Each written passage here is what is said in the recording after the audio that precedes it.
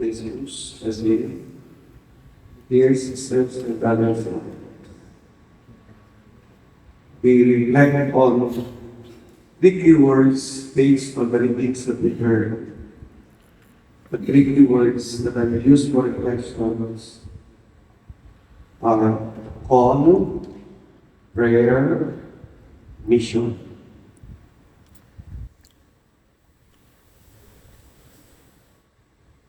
In the first reading, we heard how Stephen was called by God.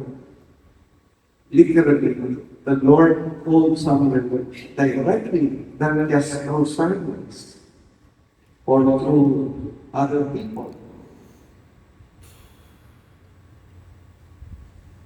The Lord was calling someone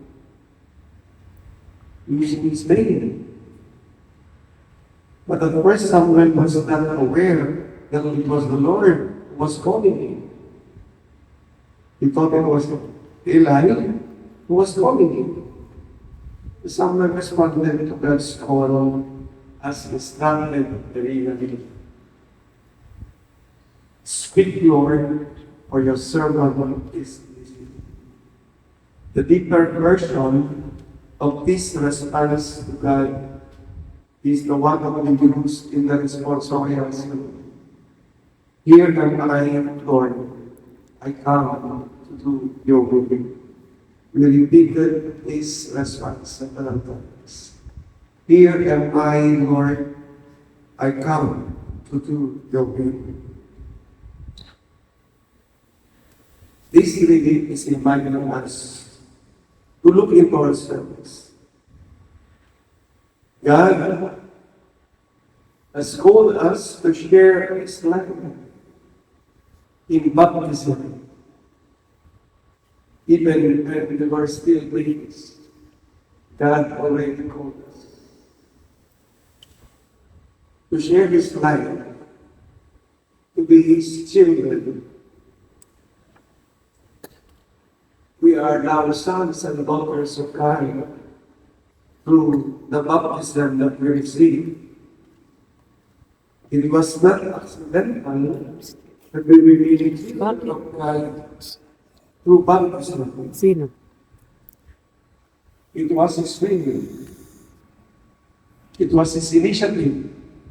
Just as every vocation is God's initiative. God calls, we respond. That's the dynamics of a vocation. The initiative comes from God.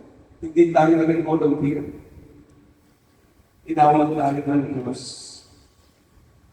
Doon nagsimula ang lahat. Bakit tayo ngayon, mga taga-sunod niya, mga alagad, nagdiligod sa Kanya sa buong sambayan. Nagsimula ang lahat. Tinawag tayo ng Diyos. The initiative comes from God. Just as this was also what we did to Abraham. He called Abraham. He called Moses to lead the people out of Egypt. He called the judges, the prophets, the apostles, the saints, and all the people of goodwill. He called them all to embrace the faith, to believe in Him, including us. God is continuously calling us each day.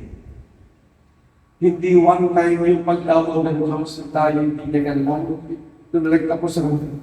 No? God is continuously calling us each day. He is calling us to a life of holiness. Each day is an opportunity for us to grow in holiness. Palagi, nagsisimula ang ating pagpapakabanal bawat araw sa paanyaya ng Diyos, sa pagtawag ng Diyos. Hindi tayo makakapabuhay sa kabanalan without the grace of God, without God's invitation to others. Yes.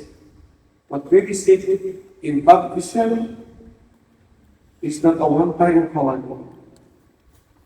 We should be ready always to respond to God's call, to God's invitation by saying, "Here am I, Lord, I come to do your will."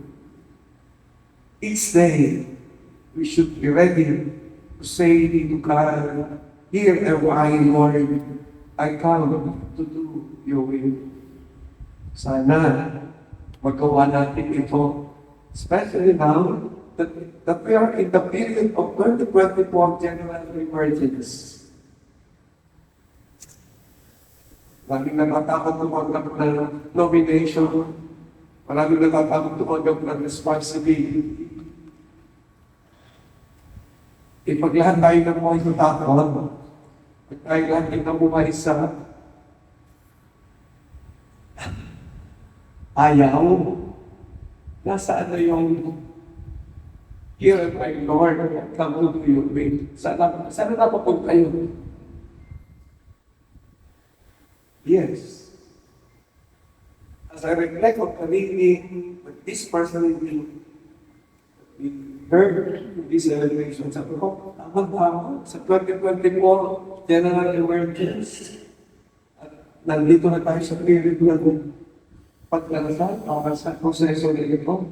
Tama yung response natin sa responsorial sermon ngayong araw na ito. "Here am I, Lord, I come to do your will." Sana, at yun ang ibinigay sa ko, masampit natin ito, masabi natin ito sa Diyos. "Here am I, Lord, I come to do your will." We are in the 2024 General Emergency Review. Potential leaders should not decline nomination, but instead be open, be ready to respond to God's call with humble, obedient, trusting, and submissive heart. Ito yung mga disposition na kinakailangan. Malapot. May biyayaan Diyos. Napandaan natin po ano. May grace of office na ginagawa natin. I myself received so many responsibilities as a priest, now as a bishop. Di ko akalain na tatawagin ako ng Diyos sa ganitong paglilingkod, sa ganitong karaming responsibilidad. Pero nagtiwala ako sa biyaya ng Diyos. I trusted in God's strength. Okay yan. When I said yes to God, the first time I was informed that I will be a bishop, when I prayed about it, sabi ko lang sa Diyos, "Ayun po ako yung plano nito, hindi ako may plano nito." Sadya, nagmumula lahat sa Kanya. This is your plan, not my plan. I'm saying yes to your plan.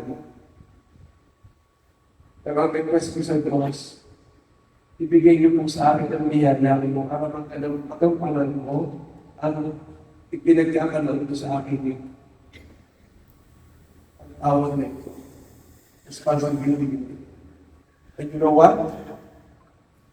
I'll be celebrating my 19th year as a bishop this coming January 26. I was ordained a bishop in January 26.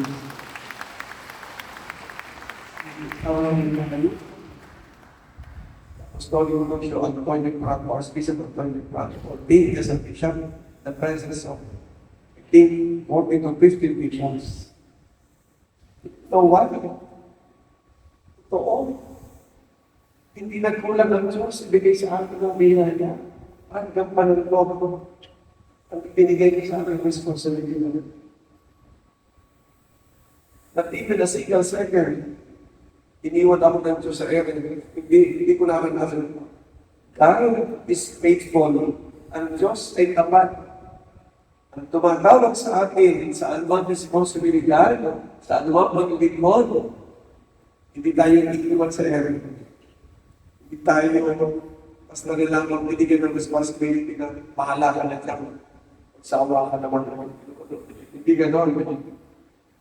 When He gives a particular task, particular responsibility, I guarantee you, there is a place of office for whatever responsibility you receive. Trust in the Lord and faith in Him. Kung matapang, ikaw ay manominate, eventually, pili in particular office. Accept it as a gift. Accept it as a gift. The initiative is from them. Second point, aside from Paul, the importance of prayer. Prayer is so important in our covenant disciples of Christ as BLD members. Bakit ko pinapagod ng prayer? In the gospel that was read, very clear, sabi dito, after curing the mother-in-law of Simon Peter, and after curing so many sick people with various diseases, driving out demons, ano ginawa ng Panginoon Jesus? If you listen carefully in the gospel, rising very early before dawn, he left and went off to a deserted place where he prayed. Ang Panginoon Jesus, palagi nakikipag-ugnay sa Ama. Siya nagsuko sa kanya dito sa lupa. He is always praying. Modelo natin sa prayer ang Panginoon Jesus. Kaya hindi pwedeng hindi na iwanan sa ano. If you are real disciples of Christ, we should live a life of prayer. Yes. The Lord Jesus Christ's example is strongly minded for us. Pray constantly. Pray every day. Pwede hindi kumain. Pero yung kumain, huwag na lang skip yung prayer. Skip nyo na lang yung kung ano ang pinagkakataon. It's also good for your health. Pero yung sleep on prayer, that's a long na. Napakahalaga mo sa buhay natin. In this period of emergency, we have to be more prayerful, individually and as a BLD community. Pausap naman po sa lahat. Sana, sa ilabas sa instruction sa sentula, dapat ipagdasal ang emergency ng 24 sa naging agawa natin tinagamit na tigabis. Pray. Seriously, napakahalaga po yung nasa long natin for your life. Napaka-powerful ng prayer. Napaka-powerful ng prayer. Alam natin ito, para nasa natin ito. Sadya na walang imposible sa Diyos. Idamit natin sa kanya. Ating pangailangan ng BLD community. They will grant us our request. Our dear Holy Father, Pope Francis, reminds us of the body of prayer. Sabi niya sa Concelebrant Exultato, one force of holiness consists in a habitual openness to the transcendental, expressed in prayer and agony. Masasabi natin ang ating may kabalala ng holiness. Tayo manulobo at tapat pagkasabi. Ang hindi nagkasahan, nag-claim, nag-explore, parang malalim, buhay pinalalo, nagpipelong lalo sa akin. Pray for responsible, obedient, joyful leaders for women. Ang ating hingin sa Diyos, kasi usapin ng leader, talagang panindigan ang kanilang responsibility, Kaya sa paglilingkod, hindi na kasi mamo. Hindi, pilihan. Hindi ganun ang leader. Leader, magkakaroon, galing sa akin. Para mag-perform, dapat maganda yung aura, maganda yung disposition. Kung ikaw ay leader, kakala ko naging problema, paano may isip ay naging mga gawos? Ano pa naman leader? Baka naman ko naging pasada daily. Dapat, joyful disposition. Kasama ko ito sa isang effective leader. Hindi tayo na leader o mga qualities. Mission. The last word. Call, prayer, mission. The Lord Jesus in the gospel fulfill His mission. When we heard the gospel, He cured the mother of Simon Peter. And He drove demons. He cured all the sick with various diseases. Pakaliwagay ng pakasipan ng Panginoong Jesus sa kanyang misyon, sa kanyang paglilingkod sa sambayanan. Every call in the following of Jesus as His disciples in deep relationship of prayer life makes us missionaries. Lahat tayo ay mga missionary. Bila ay madala sa Africa o sa mga isla ng Pacific o sa Islam. Kaya yung mga pari, religious, today, or mission territories. Hindi yun ang inutumay na basta na mission. We are all missionaries. Pope Francis, in Evangelic Gaudium said, a committed missionary knows the joy of being a spring vocal which spills over and impresses others. Dapat ito, sabi pa ni Pope Francis, only the person who feels happiness in seeking the good of others, in deciding their happiness, can be a missionary. Paano tayo magiging effective missionary leader kung wala tayong joyful disposition? Pinapaalala ni Pope Francis, dapat disposition ng life pagiging missionero, prayerful, joyful disposition. Pinalikan ko yung covenant kanina while preparing this. Nakalagay doon sa number 6, 7, and 8. Naniwala ko, bawat covenant ng disciple na pinag-invitation. Sabi sa number 6, I shall serve in at least one BLD covenant of mission. Nabanggit ng mission, hindi ako kukuha nito. I shall serve in at least one BLD covenant mission of mission or ministry guided by the direction of the BLD District Council of the United. So, we're all missionaries. Hindi kayo ito sa pagiging BLD namin. Di ba sa pagiging BLD lang, attend ng worship, attend ng misa, attend ng kung anumang meeting, whatever. Hindi, you are all missionaries. Number 7, sa covenant, yung pinag-workan, nakalagay, they shall actively assist in ministering to the spiritual, personal, and material needs of other members of the covenant community. Other members of the body of Christ, the spirit of self-giving love. This is mission. This is mission. Actively assist in the spiritual, personal, material needs of others. This is part of your mission. Finally, sa number 8, wawantuin naman yung inyong pinamahang covenant. Tulas na play ito po sa mission.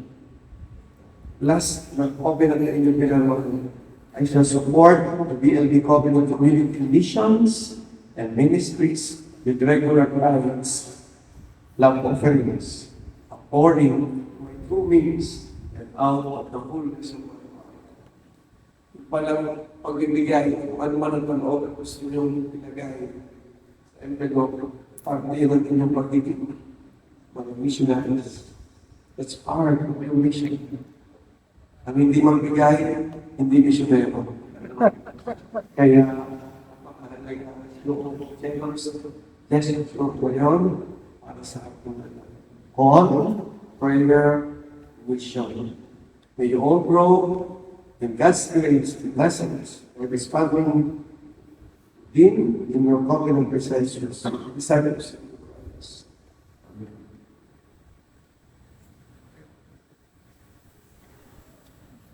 Please stand.